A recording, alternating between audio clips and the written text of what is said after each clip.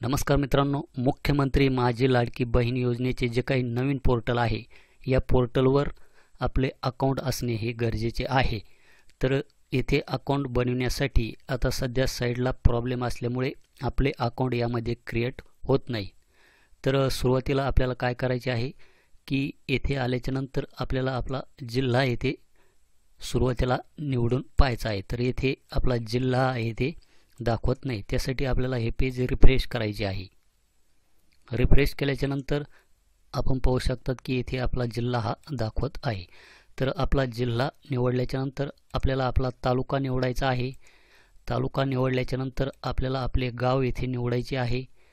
गाव निवडल्याच्या नंतर आपल्याला येथे जसे आधार कार्डवर नाव आहे तसे नाव टाकायचे आहे। मोबाईल नंबर टाकायचा आहे, एक पासवर्ड क्रिएट करायचा आहे आणि परत एकदा खाली तो पासवर्ड आपल्याला इथे टाकायचा आहे। ही माहिती भरल्याच्या नंतर आपल्याला इथे महानगरपालिका किंवा नगरपालिका, तर यामध्ये आपली जी काही महानगरपालिका असेल किंवा नगरपालिका असेल तर आपण यामधून ती सिलेक्ट करून घ्यायची आहे। यामध्ये जर महानगरपालिका किंवा नगरपालिका येत नसेल तर आपण इथे लागू नाही हे ऑप्शन निवडायचे आहे।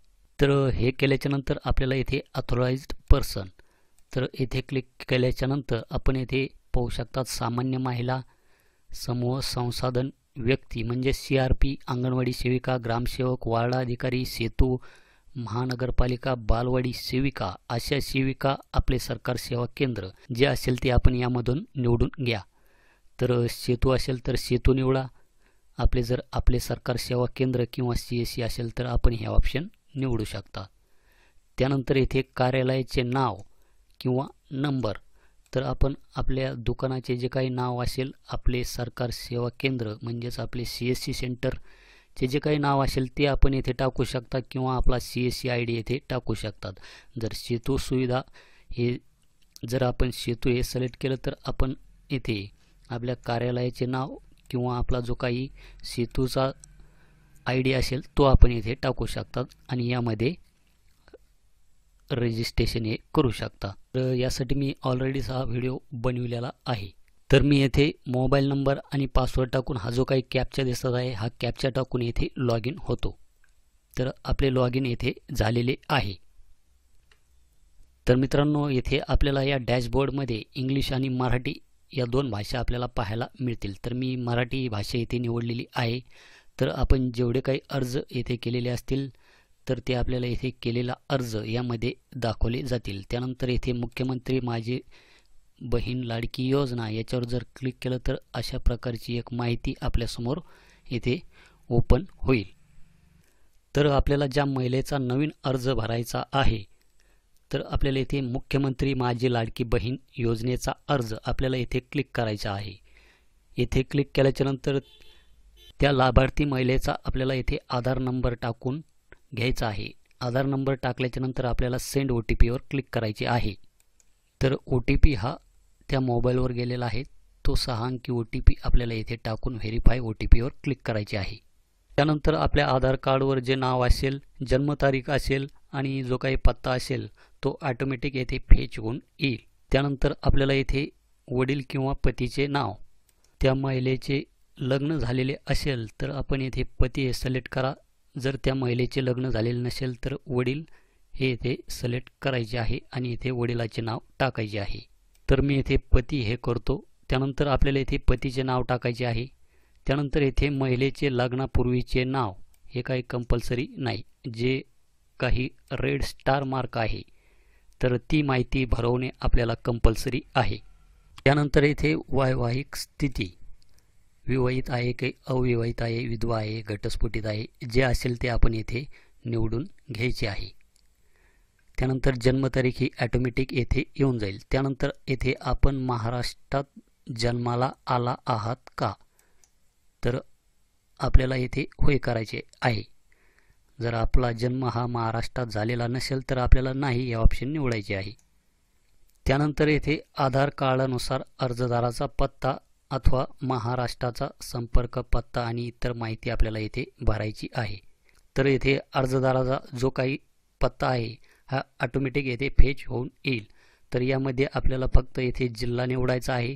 तालुका निवडायचा आहे, गाव निवडायचे आहे, त्यानंतर आपली महानगरपालिका किंवा नगरपालिका ही आपल्याला येथे निवडायची आहे, त्यानंतर मोबाईल नंबर येथे टाकायचा आहे, त्यानंतर येथे शासनाच्या इतर विभागामार्फत राबविण्यात येणाऱ्या आर्थिक योजनेचा लाभ घेत आहात का, असेल तर होय करा, नसेल तर नाही करा. होय जर केलं तर आपल्याला येथे योजनेचे नाव टाकावे लागणार आहे आणि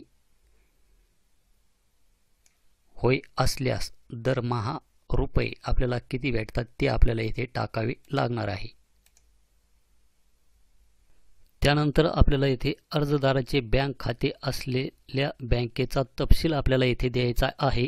येथे बँकेचे पूर्ण नाव टाकायचे आहे, बँक खातेधारकाचे नाव टाकायचे आहे, बँक खाते क्रमांक टाकायचे आहे आणि परत एकदा आपल्याला येथे जो काही येथे बँक खाते क्रमांक टाकलेला आहे तोच बँक खाते क्रमांक आपल्याला येथे टाकायचा आहे. त्यानंतर IFSC कोड हा टाकून घ्यायचा आहे. त्यानंतर आपण येथे पाहू शकतात की आपले बँक खाते आधारशी जोडले आहेत का. जर आपले बँक खाते जोडले नसेल तर आधारशी जोडून घ्या असे येथे दाखवले जात आहे. तर असेल तर होय करा, नसेल तर नाही करा. त्यानंतर खाली उल्लेख केलेले सर्व कागदपत्रे अपलोड करावी आणि त्याची जी काही साईज आहे ही 5 MB पर्यंत असायला हवी. तर यामध्ये आपण JPG, PNG, PDF फाईलमध्ये सुद्धा कागदपत्रे यामध्ये अपलोड करू शकतात. तर येथे सुरुवातीला आहे अधिवास प्रमाणपत्र अथवा जन्म प्रमाणपत्र अथवा शाळा सोडल्याचा दाखला किंवा 15 वर्षापूर्वीचे रेशन कार्ड किंवा 15 वर्षापूर्वीचे मतदार ओळखपत्र. यापैकी कोणतेही एक कागदपत्र आपल्याला येथे अपलोड करायचे आहे. त्यानंतर येथे खाली तुमच्याकडे केसरी किंवा पिवळे रेशन कार्ड आहे का, असेल तर होय करा. होय केलं तर आपल्याला येथे केसरी रेशन कार्ड किंवा पिवळे रेशन कार्ड येथे समोरील बाजू अपलोड करायची आहे आणि येथे मागील बाजू आपल्याला येथे अपलोड करायची आहे. जर आपल्याकडे रेशन कार्ड नसेल तर आपण येथे नाही हे ऑप्शन निवडले तर आपल्याला येथे उत्पन्नाचे प्रमाणपत्र हे अपलोड करावे लागणार आहे. त्यानंतर आपल्याला येथे अर्जदाराचे हमीपत्र अपलोड करायचे आहे. त्यानंतर येथे अर्जदाराचा फोटो आपल्याला येथे अपलोड करायचा आहे. तर चला मी हे सर्व कागदपत्रे येथे अपलोड करून घेतो. तर ही सर्व कागदपत्रे अपलोड केल्याच्यानंतर आपण येथे व्ह्यू फाईलवर क्लिक करून सुद्धा ते डॉक्युमेंट आपण येथे पाहू शकता. त्यानंतर आपल्याला येथे हा जो काही चौकोन दिसत आहे याच्यावर आपल्याला क्लिक करायचे आहे. त्यानंतर अशा प्रकारचे एक अर्जदाराचे हमीपत्र आपल्यासमोर ओपन होईल. तर हे हमीपत्र आपल्याला एकदा वाचून घ्यायचे आहे आणि येथे स्वीकारा याच्यावर आपल्याला क्लिक करायचे आहे. त्यानंतर आपल्याला हा जो काही फॉर्म आहे हा आपल्याला फॉर्म येथे सबमिट करायचा आहे किंवा आपण हा फॉर्म येथे सेव्ह ॲज ड्राफ्ट म्हणून सुद्धा येथे हे ऑप्शन येथे निवडू शकता. तर मी हा फॉर्म येथे सबमिट करून घेतो. परंतु सबमिट करण्यापूर्वी मी तुम्हाला एक गोष्ट सांगू इच्छितो की हा जो काही फॉर्म आहे हा फॉर्म पण आपल्याला संपूर्ण फॉर्म हा इंग्रजीमध्येच भरायचा आहे. त्यानंतर त्या फॉर्मचा प्रिव्ह्यू आपल्याला येथे दाखवला जाईल. तर तो फॉर्म आपण व्यवस्थित एकदा चेक करून घ्यायचा आहे. तर नंतर आपल्याला येथे खाली हा जो काही कॅप्चा दिसत आहे हा कॅप्चा टाकून आपल्याला येथे खाली एडिट किंवा सबमिट हे दोन ऑप्शन पाहायला मिळतील. तर आपण हा फॉर्म येथे एडिट पण करू शकणार आहात. त्यानंतर मी हा फॉर्म येथे सबमिट करतो. तर आपण येथे वर पाहू शकतात की ॲप्लिकेशन सबमिटेड अशा प्रकारे आपल्याला येथे वरती मेसेज येऊन जाईल. त्यानंतर मित्रांनो आपल्याला येथे खाली केलेला अर्ज याच्यावर क्लिक करायचे आहे.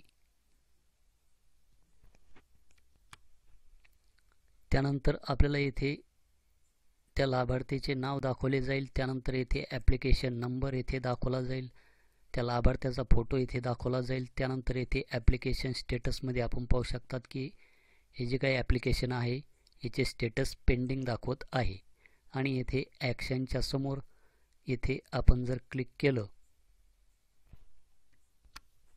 तर आपण जो काही फॉर्म भरलेला आहे त्या फॉर्मचे आपल्याला येथे माहितीही दाखवली जाईल. तर Ctrl+P करून आपण हा फॉर्म येथे सेव्ह करून ठेवू शकता. तर अशा प्रकारे मित्रांनो एकदम सोप्या पद्धतीनं आपण हा अर्ज यामध्ये भरू शकणार आहात। तर त्यासाठी त्या महिलेच्या आधार कार्डला मोबाईल नंबर लिंक असणे हे गरजेचे आहे, तरच आपण या पोर्टलवर आपण ते अर्ज हे भरू शकणार आहात। तर भेटूया नेक्स्ट व्हिडिओमध्ये। धन्यवाद।